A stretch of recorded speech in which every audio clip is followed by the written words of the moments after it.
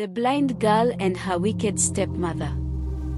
In the vibrant village of Umidike, nestled between lush hills and a sparkling river, there lived a young blind girl named Adeabi. Although she couldn't see the world around her, Adeabi possessed a rare beauty. Her ebony skin glistened in the sunlight, and her coiled hair rested in perfect spirals adorned with beads passed down from her late mother. But the real beauty was her voice.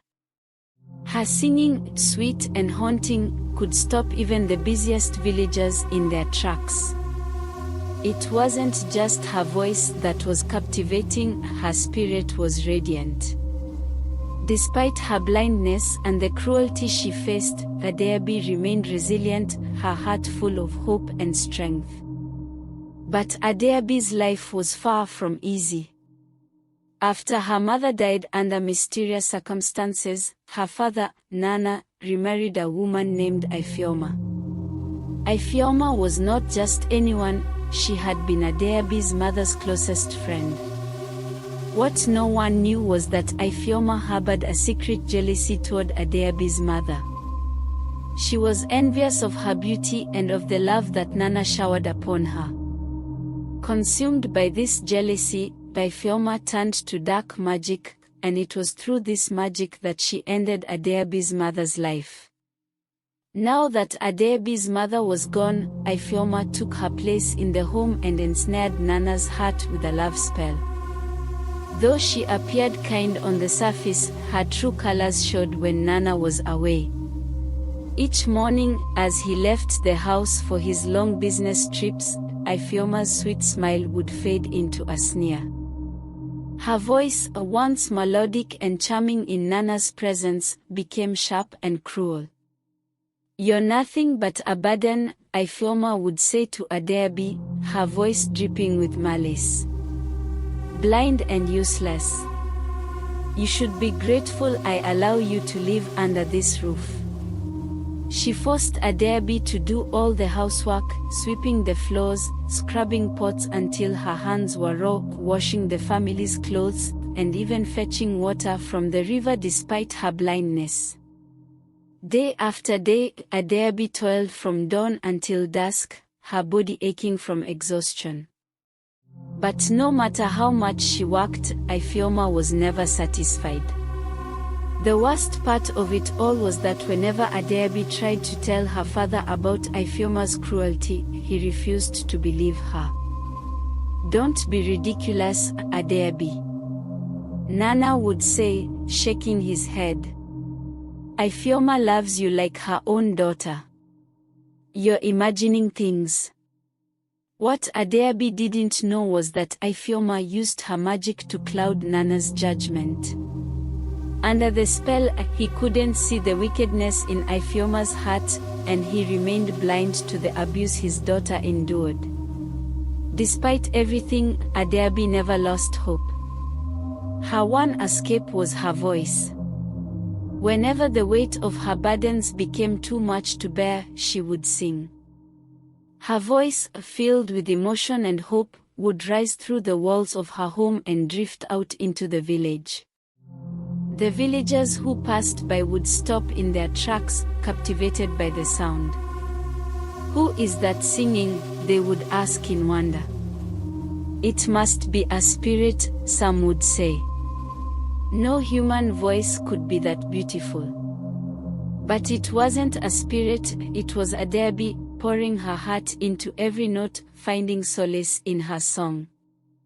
Singing was her way of staying connected to her late mother, who used to sing to her as a child. It was through her songs that she felt her mother's presence, and it gave her the strength to endure. Meanwhile, Ifeoma, always cunning, took advantage of the attention Adeabi's voice attracted. She told the villagers that it was her daughter, Neka, who had the gift of song. Neka, fair-skinned like her mother, was beautiful but vain and talentless. She tried to mimic Adeabi's songs, standing in front of the mirror and singing with all her might, but her voice lacked the magic that Adeabi's had. Neka is blessed by the gods, Ifeoma would boast to anyone who would listen. Her voice will bring great honor to our family. The villagers, unaware of the truth, believed her. Soon, all of Umidek thought that Neka was the mysterious singer who had captivated the village. But Adeabi knew the truth, and while it had had to be overshadowed by Neka, she stayed silent. She didn't sing for fame or glory, she sang because it was her only escape. One day, news arrived in the village that the king had organized a grand singing competition. The winner of this competition would not only receive riches but would also marry the prince. Singers from all over the kingdom were invited, and the competition would last for 3 days. For Ifeoma, this was the perfect opportunity to elevate Neka's status. She wasted no time preparing her daughter for the event, and over the next few days, Neka practiced relentlessly. But despite her efforts, she couldn't capture the magic of Adeabi's voice. Still, Ifeoma's determination didn't falter. A little more practice, and you will outshine them all, Ifeoma reassured Neka, though deep down, she had her doubts. On the first day of the competition, the palace square was filled with villagers eager to witness the event. The king and the prince sat on grand thrones, adorned in their regal attire, ready to hear the kingdom's finest voices. Neka, dressed in elaborate clothing, took the stage and began to sing. Her voice was pleasant, but it was far from extraordinary. The crowd remained polite but unimpressed. The king looked on, his expression unreadable, while the prince showed little interest. The second day was no different. Neka sang again, but her performance fell flat.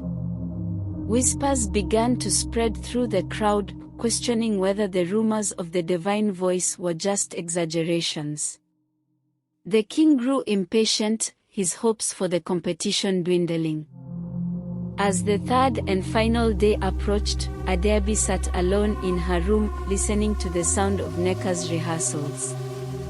A deep sadness filled her heart, not because she wanted to be on that stage, but because she felt the weight of her isolation. She sang to herself softly, her voice echoing through the walls. Little did she know, her singing had caught the ear of a kind old villager passing by. The old woman had heard the rumors of Neka's voice but had always felt something was amiss. Now, as she listened to the beautiful song coming from Adeabi's home, she realized the truth. "This is the voice that must be heard by the king," she whispered to herself. On the morning of the final day, the old woman came to Adeabi's home and knocked on the door. She greeted Ifeoma with a knowing smile. "I've come to take your daughter to the competition," she said. Ifeoma, thinking she meant Neka, smiled and said, "Of course, she's been practicing all week." But the old woman shook her head and pointed to Adeabi. "This is the daughter I'm here for," she said firmly. Ifeoma's face twisted in anger, but before she could protest, the old woman took Adeabi's hand and led her out of the house. Adeabi, confused but trusting, followed the woman through the village toward the competition. As they approached the palace, the crowd fell silent. Whispers spread like wildfire. "Is this the true singer of Umidike?" they asked. "Could it be the blind girl?" The king raised an eyebrow, intrigued by the sudden shift in the crowd's attention. The prince, too, leaned forward, his eyes locked on Adeabi as she was guided to the stage. Her simple attire and quiet presence were a stark contrast to Neka's extravagant display. With her heart pounding, Adeabi stood before the king and the crowd. The old woman gave her a reassuring nod, and with a deep breath, Adeabi began to sing. Her voice soared through the air, rich with emotion and power. Every note she sang carried the weight of her struggles, her hopes, and her dreams. The crowd was mesmerized. The prince, his eyes wide with amazement, couldn't take his gaze off her. Even the king, who had grown weary of the competition, sat up in his throne, captivated by the beauty of Adeabi's voice. When she finished, there was a moment of stunned silence before the crowd erupted into applause. The king stood, and the prince approached Adeabi, gently taking her hand. "This is the voice I've been waiting for," the prince said, his voice filled with admiration. "You are the true winner of this competition."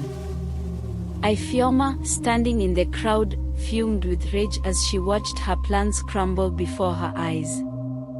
But it was too late. Adeabi had captured the hearts of everyone, including the prince. The competition ended, and Adeabi was declared the winner. Nneka, humiliated and bitter, retreated with her mother, but their grip over Adeabi's life had been broken. In the days that followed, Adeabi's life changed. The prince called for the village priest to lift the dark magic that had clouded her father's mind, and Nana, finally free from Ifeoma's spell, wept with guilt for not believing his daughter. He begged for her forgiveness, and Adeabi, with her kind heart, forgave him. The village rejoiced in Adeabi's triumph, and soon a grand celebration was held in her honor. As the prince and Adeabi stood before the people of Umidek, the priest performed a sacred ritual, and with a flash of light, Adeabi's sight was restored. For the first time, Adeabi opened her eyes and saw the world around her, the green hills, the shimmering river, and the faces of those who had come to love her. She saw her father, his eyes filled with tears of joy, and finally, she saw the prince, who looked at her not with pity, but with love and admiration. Together, Adeabi and the prince were wed, and their love story became one of the most cherished tales in the history of Umidek. As for Ifeoma and Nneka, they were banished from the village, never to return. And so, Adeabi, the blind girl who had been wronged, became a queen, loved and respected by all. Her voice, once a secret kept within the walls of her home, was now celebrated by the entire kingdom. And as she stood beside her prince, she knew that her mother's spirit was still with her, watching over her, proud of the woman she had become. Remember, no matter how difficult life may seem, kindness, resilience, and hope always triumph in the end. Adeabi's journey teaches us that true strength comes from within, and with a heart full of courage, anything is possible. Thank you for listening, and may this story of Adeabi inspire you to never lose faith in the power of love and perseverance.